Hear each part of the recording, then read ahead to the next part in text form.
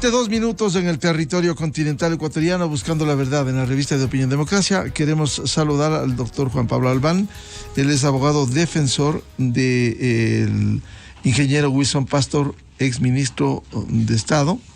Lo invitamos a un diálogo para hablar precisamente sobre la apelación en el caso del campo Zingue, que tendrá lugar este 11 de mayo, este miércoles, en donde el Tribunal de la Corte Nacional de Justicia, conformado por los jueces Daniela Camacho, Felipe Córdoba y Luis Rivera, deben conocer esta apelación en este caso que he denominado Campo Zingue. Si bien hay una sentencia condenatoria a la cabeza del ex vicepresidente Jorge Glass, donde también se incluyó al ex ministro de Hidrocarburos, Wilson Pastor, hay esta apelación. ¿En qué se sustenta, doctor Albán, esta apelación a sabiendas de la sentencia condenatoria que dictaminara este tribunal? Buen día. Buenos días, Miguel. Buenos días también a quienes siguen en este momento Democracia. La apelación fue planteada por los procesados que resultaron condenados y respecto de algunos de los procesados absueltos fue planteada por la Procuraduría General del Estado. La Fiscalía no apeló respecto de la decisión tomada en relación con ninguno de los 15 procesados, es decir, ni buscó una pena mayor en relación con los condenados, ni buscó que se revisara la absolución respecto de las 8 personas absueltas. Sobre la apelación planteada por la Procuraduría, vale la pena de una vez señalar que yo no ejerzo la defensa de esas personas contra cuya absolución la Procuraduría ha planteado una apelación, pero es importante notar que la Ley Procesal Penal ecuatoriana determina que la base del proceso penal es la acusación pública, es decir, la acusación de Fiscalía, y que cuando la Fiscalía se ha conformado con la decisión absolutoria y no ha planteado un recurso de apelación, en estricto sentido ya no existe la acusación pública y por ende las apelaciones planteadas por la Procuraduría en relación con las absoluciones de algunos de los acusados simplemente no pueden prosperar, no deben ni siquiera ser tramitadas porque la Procuraduría no puede impulsar la causa porque es solamente el acusador particular en este asunto. Doctor Albán, uno de los argumentos de la defensa ha sido que fue, por decirlo menos, extraño la sentencia. ¿No esperaban esto? La sentencia emitida, Miguel, es una sentencia dividida. Es una sentencia que en el voto de mayoría determina la existencia de un peculado, pero sin explicar cómo se cumplieron los requisitos para que exista el delito de peculado. Cada vez que examinamos una norma penal que contiene un tipo, como llamamos jurídicamente, es decir, la descripción de un delito, tenemos que verificar que cada uno de los elementos de ese tipo, es decir, cada una de las condiciones expresadas en la norma, se cumple. Lo que ocurre en la materialidad tiene que ajustarse perfectamente a lo que describe la ley, y en este caso falta un elemento crucial, que es que si hubiera afectado el erario nacional o bienes públicos, o se hubiera dispuesto de bienes públicos mal utilizado, etcétera, etcétera, y es esa parte donde la sentencia falla. Los jueces, para tratar de justificar su pronunciamiento, dijeron que el peculado se había dado por el incumplimiento de un deber de fidelidad que tiene que ver con el ocultamiento de una supuesta información reservada, pero tampoco lograron explicar cuál es la información reservada o privilegiada y cómo es que fue ocultada cuando siempre estuvo en manos de Petroamazonas la información que presuntamente habría sido ocultada. Y a esto hay que sumar, Miguel, que hay un voto en disidencia, por eso decía la sentencia es una sentencia dividida. El voto en disidencia es justamente del juez que presidió el Tribunal de Juicio, que era el juez Iván León, quien establece en un análisis bastante interesante, mucho más desarrollado, de hecho, que el voto de mayoría, que no se pudo constatar la materialidad de la infracción, es decir, no se pudo verificar que se hubieran cumplido los elementos del tipo penal de peculado y por tanto no cabía siquiera entrar a analizar la responsabilidad de nadie porque Fiscalía no pudo probar que se había cometido un delito. Esto en un contexto, Miguel, en que el propio Estado ecuatoriano, en voz del ministro de Recursos No Renovables del gobierno del licenciado Moreno, le dijo a la Fiscalía que el Estado ecuatoriano no se había perjudicado, lo cual fue reiterado por otros funcionarios que declararon en el marco de la audiencia de juicio. Eso fue parte de la prueba del juicio y hay prueba documental también en el sentido de que no existió ningún tipo de perjuicio económico para el Estado. En consecuencia, no habría el delito de peculado y no era ni siquiera, como decía el juez León, necesario entrar a analizar la responsabilidad de nadie. Sí, la sentencia es extraña, más cuando la forma en que presuntamente se habría cometido el delito es lo que se denomina una coautoría funcional, es decir, una distribución de roles en el marco de la perpetración del delito.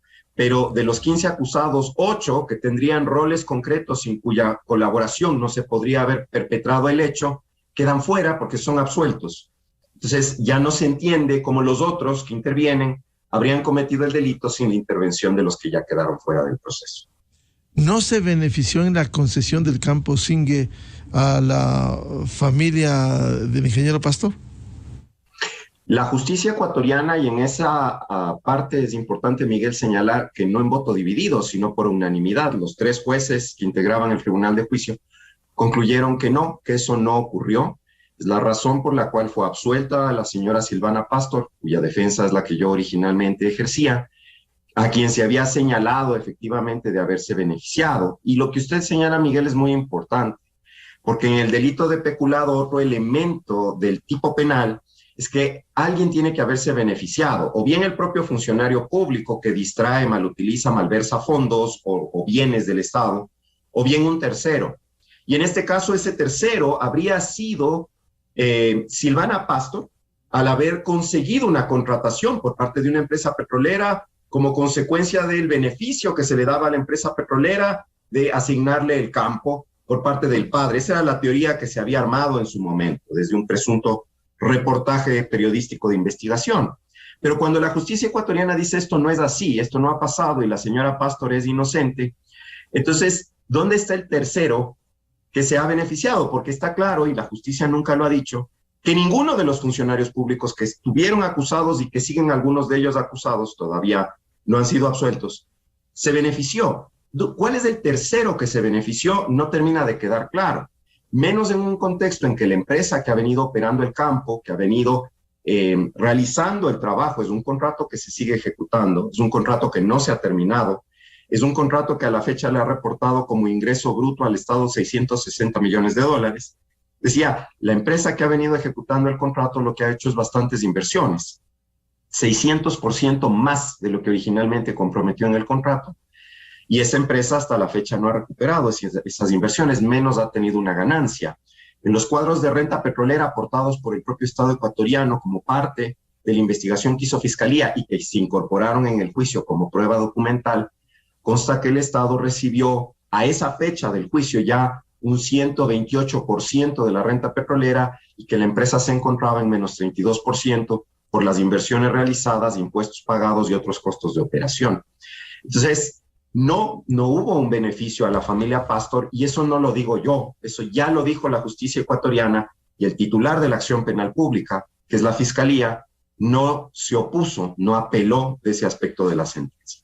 Si bien usted defiende hoy al ingeniero Wilson Pastor, dentro del proceso, dentro de esta sentencia condenatoria que está apelada, que también hubo responsabilidad del vicepresidente de la República, que hoy goza de libertad por la acción cuestionada de un juez de Manglar Alto. ¿Cómo se podría separar la actuación del ingeniero Pastor frente a la actuación de Jorge Glass? Bueno, creo que antes de responder a su pregunta, Miguel, que me parece muy pertinente, es importante justamente separar, más que la actuación del señor Pastor y del señor Glass, es importante separar el proceso Zingue del habeas corpus otorgado en Manglar Alto.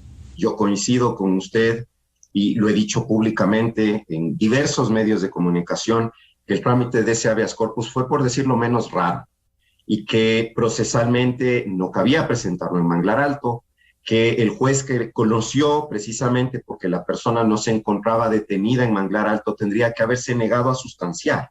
Era una cuestión meramente procesal la que le permitía desechar. Y ahora, claro, la expectativa del país está cifrada en qué va a ocurrir en el curso, entendemos, de esta misma semana en relación con ese proceso. Pero el caso Zingue es otro caso, es un caso en el que además, aún existiendo una ratificación de la condena en la instancia de apelación, el señor Glass no va a volver a la cárcel. La razón es que en este caso, la prisión preventiva que en su momento se dispuso respecto del señor Glass caducó. Caducó porque la justicia ecuatoriana no sustanció el proceso dentro de los plazos constitucionales. Eso significa que el señor Glass en esta causa y todos los demás procesados se defienden en libertad. Y como la sentencia de apelación no es una decisión final, porque todavía existirían mecanismos jurídicos en la eventualidad de una condena en apelación para plantear la casación, inclusive recursos horizontales como aclaraciones, ampliaciones, finalmente, mientras no hay una sentencia firme en la causa Singue, el señor Glass por la causa Singue no va a volver a la cárcel. Entonces, creo que eso hay que separarlo. Pero yendo ahora sí a su pregunta. Claro, antes de responder a la pregunta que le formulé, a propósito de su señalamiento, siempre y cuando la Corte de Santa Elena no revoque la decisión del juez de Manglar Alto, que por lo que usted ha dicho de paso, si no era competente, la Corte incluso pudiera determinar de inmediato, cuando aboque conocimiento y se pronuncie, simplemente decir, se anula por mala actuación del juez, se revoca eso y vuelve a la cárcel. Y vuelve a la cárcel. Es lo que correspondería desde mi punto de vista. Sé que mi opinión va a ser impopular entre los seguidores del presidente Glass y de ese movimiento político, pero la verdad es que procesalmente ese habeas corpus fue mal planteado. En consecuencia, la salida para la Corte Provincial de Santa Elena es una salida sencilla porque no tiene que entrar a lo sustancial. Porque si entrara a lo sustancial, Miguel, la cuestión se le vuelve un poco más compleja porque el Estado ecuatoriano no se opone al otorgamiento del habeas corpus en la entidad accionada, que es el SNAI, porque efectivamente las condiciones de las cárceles son muy precarias y tienden a empeorar tanto en términos de la atención de las condiciones de internamiento de los presos como en términos de la violencia intracarcelaria. Lo acabamos de volver a constatar ayer con más de 4 decenas de muertos en la cárcel de Santo Domingo. Entonces, si entraran a lo de fondo, creo que el negar va a requerir una argumentación más compleja.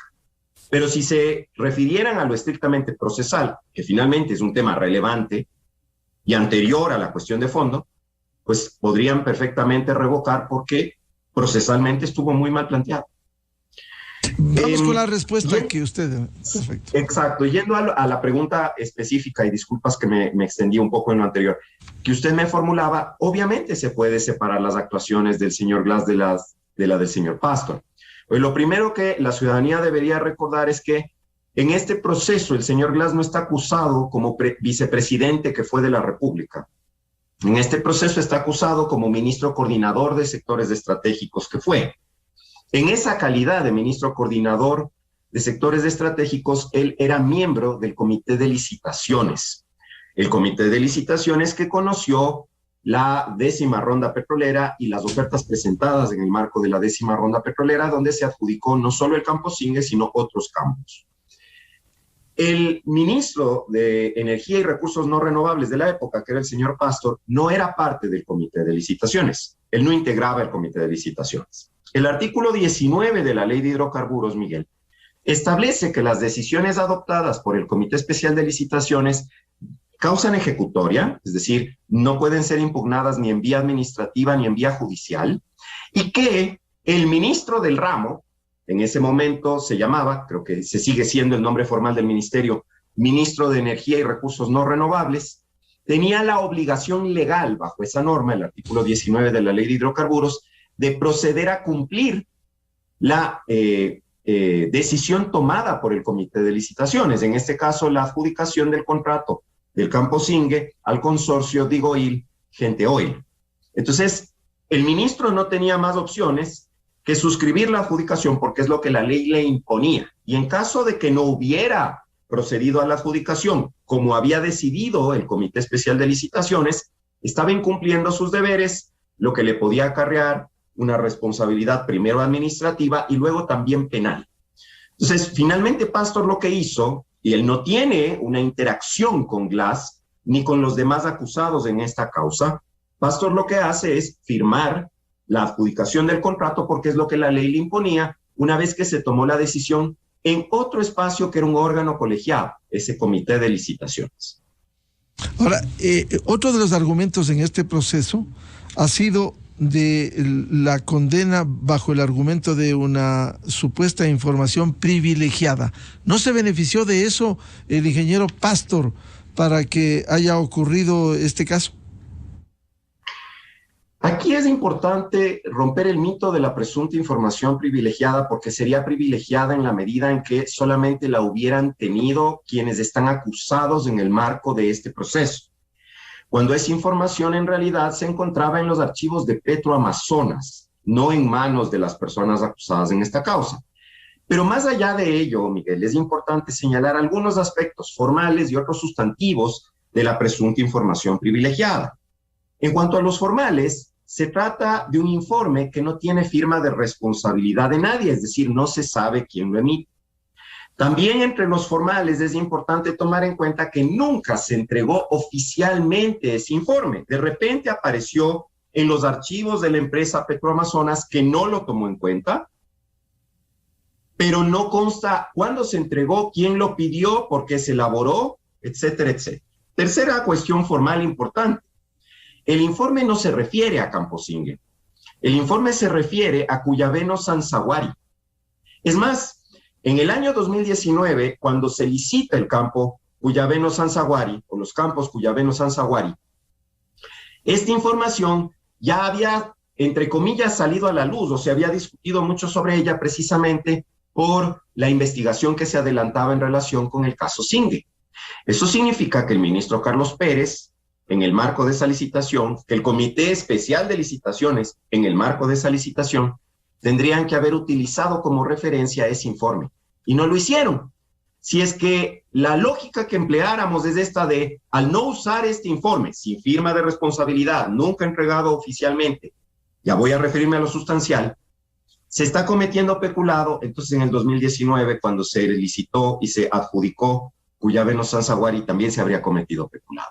Pero hay problemas de fondo, porque para determinar las reservas existentes a partir de estos estudios tectónicos geológicos, es necesario utilizar unos parámetros internacionales. Esos parámetros internacionales son los determinados, los desarrollados por la Sociedad de Ingenieros Petroleros, la SEP, por sus siglas en inglés.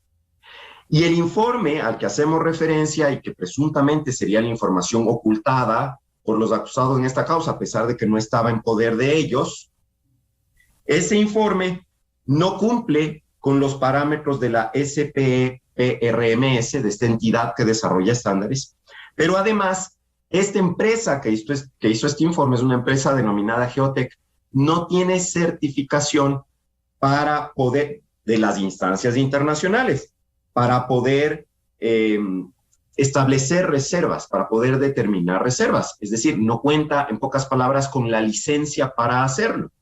Es precisamente por ello, al menos eso fue lo que dijo Petroamazonas, en el marco de la investigación fiscal y luego se ratificó en el marco de la audiencia de juicio, es precisamente por ello que este informe fue descartado. No para Singue, para Cuyabeno Sanzaguari, que es el campo al que se refiere. Entonces, no hay la tal información privilegiada a la que hace alusión la sentencia. Y, de hecho, el informe de Contraloría en el que se originó la investigación y este proceso, nunca jamás en su texto hace alusión a ese informe de Geotech.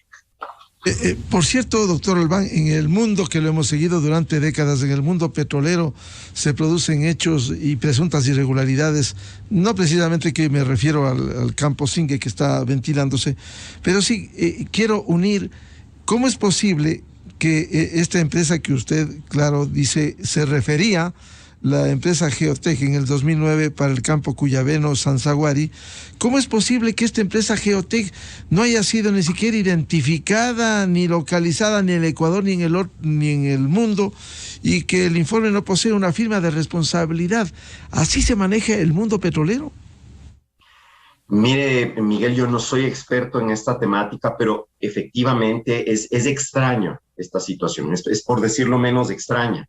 Más allá de la discusión concreta en el marco del caso y respecto a si eso consistiría o no una información privilegiada que fue ocultada, es claro que no hay seguridad en la extracción de los recursos naturales, en el trabajo de las empresas petroleras, en los procesos de contratación pública para la adjudicación de la explotación del recurso más preciado de este país cuando nos manejamos con esta suerte de informes fantasmas.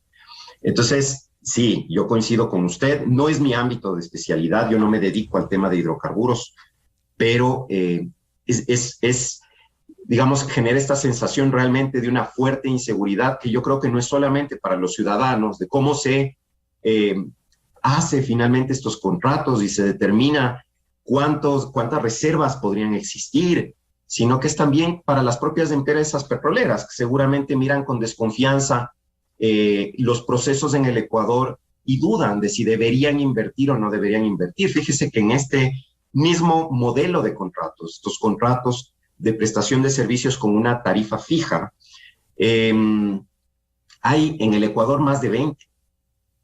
Y que ahora mismo en relación con SINGUE, precisamente por el incumplimiento del Estado ecuatoriano del contrato celebrado con la empresa Gente Oil, en su momento con el consorcio Digoil Gente Oil, Digoil se salió, hay un arbitraje internacional que en el curso de los próximos días seguramente ya se va a emitir el laudo, y en el que probablemente, porque si hay un incumplimiento de contrato, la empresa va a ganar y otra vez los ecuatorianos tendremos que meter la mano al bolsillo y pagar más de $300 millones de indemnizaciones. Entonces, sí, no deberíamos manejarnos con documentación fantasma, con informes fantasmas. Debería haber más seguridad en lo que se hace, sobre todo cuando se trata de explotar recursos de todos los ecuatorianos.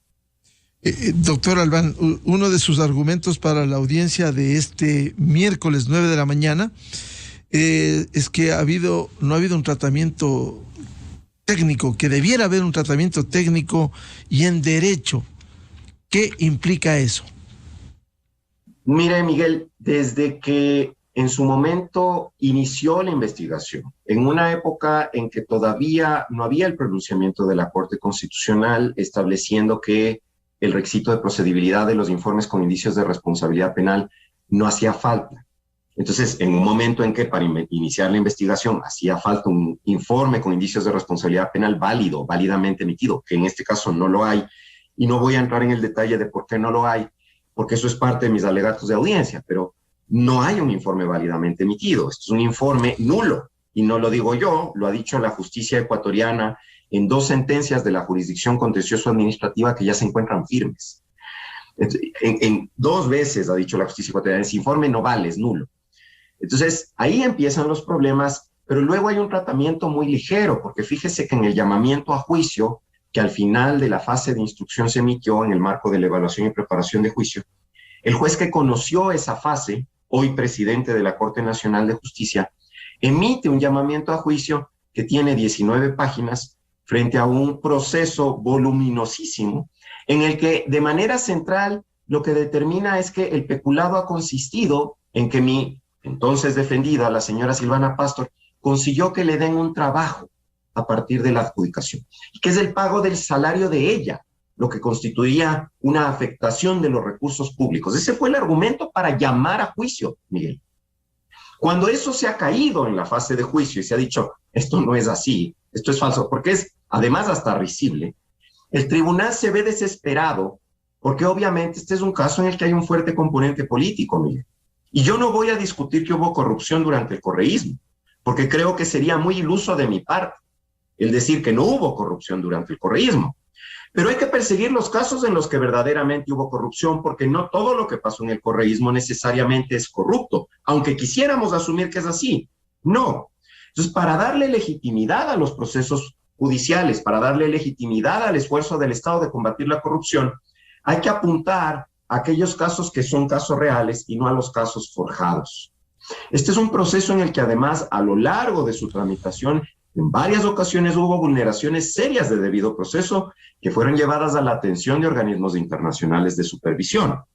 Y ahora nos enfrentamos a una fase de apelación en la que otra vez hay una contaminación política muy fuerte, porque lamentablemente la atención de la población está concentrada en cómo lograr que el señor Glass regrese a la cárcel.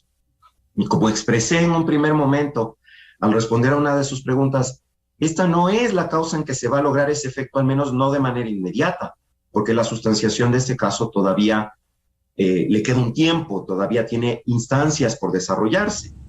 Y si a eso sumamos que no se comprobó la existencia de la infracción conforme a derecho, porque no se verificaron los elementos del tipo de peculado. Que en el caso puntual de mi actual defendido, lo que él se limitó es a cumplir un mandato impuesto por la ley. Que la figura de autoría que la Corte decide durante la fase de juicio que habría ocurrido, que se habría presentado, es una coautoría funcional con distribución de funciones, de tareas, y que quedan 8 de los que tenían tareas críticas absueltos por la justicia ecuatoriana. Entonces el caso ya no tiene ningún piso, más cuando el propio Estado ecuatoriano en reiteradas ocasiones, incluida la audiencia de juicio, dijo: yo no me he perjudicado, he salido ganando. Entonces, sí, es una decisión antitécnica. Yo de todas formas, Miguel, le digo, por la conformación del tribunal, usted mencionó quiénes son los jueces. Estoy sereno porque considero que son jueces técnicos, son jueces que conocen muy bien el derecho penal, el derecho procesal penal, y espero que me escuchen. Mi desconfianza no es en ellos. Mi desconfianza es en la situación del aparato de administración de justicia en este momento, en las presiones que desde el interior del propio aparato de administración de justicia se pudiera realizar, y más todavía desde afuera, en un contexto en que el presidente de la Judicatura, el presidente de la Corte Nacional, le piden a la Corte Constitucional colaboración para vulnerar la independencia judicial. Por escrito se la pide. Entonces, a mí no me preocupa la sala, porque la sala está bien integrada. Me preocupa lo que pueda hacer la estructura presionando a esos jueces, y realmente espero que ellos no van a sucumbir a esa presión y mañana me van a escuchar. Yo no espero que me den la razón, espero que me oigan, y que si consideran que tengo la razón, me la den. Pero lo que quiero es que me oigan objetivamente. Doctor Albán, quisiera hacer una digresión respecto de los anuncios que dijo, y efectivamente es así. Quiero corroborar que sí hubo corrupción en ese gobierno, al menos de lo que estamos hablando en el sector petrolero, y en casuística podemos decir esa refinería de Esmeraldas, la repotenciación de 188 millones que costó más de 2.000 millones. Hay sentenciados por esto como Carlos Pareja Llanuselli. El caso de la refinería del Pacífico, que fue un cuento. El caso Petrochina, caso Perenco, que usted ya citó, que fue en el gobierno de Correa, y que nos va a tocar pagar a los ecuatorianos más de 340 millones de dólares. El caso Chevron, hubo fraude procesal determinado en cortes internacionales, una vergüenza, una corrupción que hubo. Pero volviendo al caso del Campo Singue, si el fallo, como usted finca las esperanzas en este tribunal, si el fallo fuese favorable a su defendido, esto pudiera cobijarle a quien en otros casos ha sido sentenciado por corrupción, como el señor Glass. No, Miguel, porque son situaciones distintas. Como yo expliqué hace un momento, finalmente el rol del señor Glass fue ser parte del comité de licitaciones. Por ende, en el caso de él tendrá que analizarse si en el marco del análisis que el comité de licitaciones realizó, la decisión que tomó era errada o la tarifa que se acordó era excesiva, como en su momento también se alegó en el marco de esta causa. En cambio, el rol de mi defendido era cumplir un mandato de ley de proceder a la adjudicación de acuerdo a la decisión tomada por el Comité Especial de Licitaciones. Era una obligación legal, él no tenía alternativas, tenía que cumplir la ley o cometer una infracción administrativa y penal.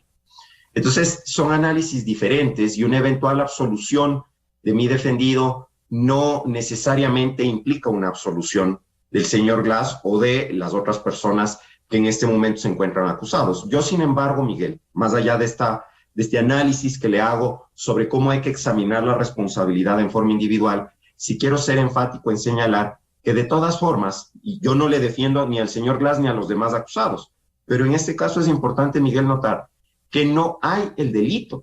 Entonces, ni siquiera es necesario entrar en este análisis individualizado de responsabilidad, porque el propio Estado ecuatoriano dice: yo no me perjudiqué. Y si la víctima del hecho, que es el Estado, dice: yo no me perjudiqué, y no es el gobierno en el que ocurre, es el gobierno posterior, que supuestamente se empeñó en perseguir la corrupción del gobierno en el que ocurrió el presunto hecho, entonces no hay el delito, como efectivamente el juez ponente del tribunal, el que más examinó la causa, determinó. Entonces, ni siquiera haría falta entrar en ese análisis, pero si llegáramos de ese análisis, hay que examinar las actuaciones por separado, y la de Pastor se limita a cumplir un mandato de ley contenido en el artículo 19 de la Ley de Hidrocarburos.